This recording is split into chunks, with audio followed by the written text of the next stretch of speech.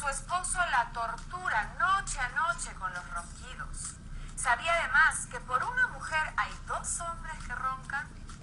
Hoy vamos a conocer qué pasa con nuestro cuerpo cuando roncamos, cuáles son las causas y cómo podemos tratarlas. Para ello nos encontramos con la doctora Olga Barón, jefa del Departamento de Otorrinolaringología de la Clínica La Luz. Muy buenas tardes, doctora. Muchísimas gracias por acompañarnos. Hola, ¿cómo está? ¿Qué tal? Gracias por la invitación. Bienvenida nuevamente. Bueno. Vamos a ver qué le parece, doctora, antes de dar la explicación, un video que tenemos sobre los ronquidos. A ver, vamos a ver. Vamos a verlo.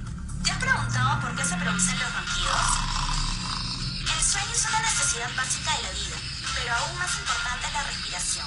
Cuando duermes, el aire entra por la nariz y la boca, hacia la garganta y los pulmones.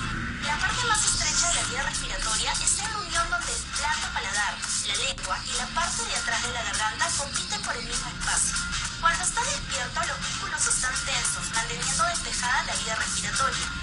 Pero cuando duermes, estos mismos músculos se relajan, causando que la vía se estreche. A medida que el aire pasa a través de la estrecha abertura, la úvula y los tejidos circundantes comienzan a vibrar, causando la condición que todos conocemos como ronquidos. Doctora, ¿por qué roncamos? ¿Qué hacemos para no asesinar al esposo? Tienes mucha razón, Milet. Es un problema bastante frecuente y las causas son múltiples.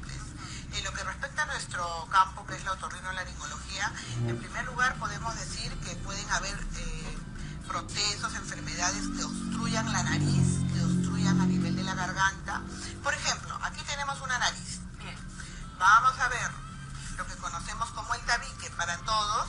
El tabique es un cartílago que está dividiendo la fosa nasal derecha de la fosa nasal izquierda.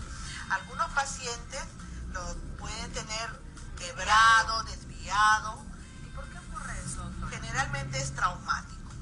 Bien. Traumas que a veces sí nos acordamos y traumas que a veces no recordamos. Muy pequeñitos. Porque desde que aprendemos a caminar nos estamos cayendo, golpeando, y es un golpe que pasa desapercibido a veces, y como esto es un cartílago, se quiebra fácilmente, ¿no? Sensible. Entonces, esta es una de las primeras causas que encontramos para obstrucción nasal. Correcto. ¿No?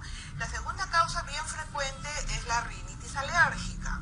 La rinitis alérgica hace inflamar toda la mucosa que está dentro de la fosa nasal, y también eso causa obstrucción nasal. El paciente en la noche ya respira por la boca y algunos emiten ronquidos. ¿Pero tiene solución? Claro, todo eso sí va teniendo solución. El tabique se opera, los corretes se tratan, la alergia se trata. Correcto. Eso es a nivel de la nariz. También podemos encontrar a pacientes muy alérgicos que ya están provocando la formación de pólipos nasales. ¿Qué son los pólipos unos nasales? tumores benignos de crecimiento mucoso que se forman generalmente en los alérgicos. Entonces también va a obstruir la respiración. Eso también.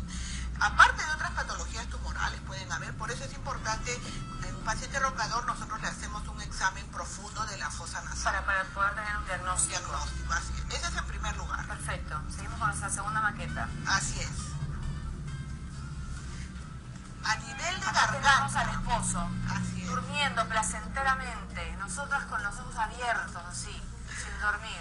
Sí, bueno, acá tengo varios que roncan. Debe ser. Un ronquidito Se nota. nomás es, dicen. Qué barbaridad. Como ellos no lo escuchan, por eso.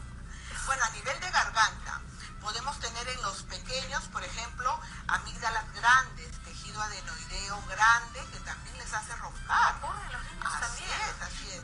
A Ahora, veces, no descansan tampoco estos niños. efectivamente, y hasta a veces no les permiten un adecuado crecimiento, Claro, porque no duermen. una adecuada concentración en el colegio. O sea, esa puede Todo ser una de las influye. causas por las cuales el niño se levanta temprano cansado, que no ha podido dormir, que no se concentra en el Así colegio. es, hasta puede hacer que Atención a sea eso. hiperactivo, ¿no? Todas esas cosas son importantes revisar.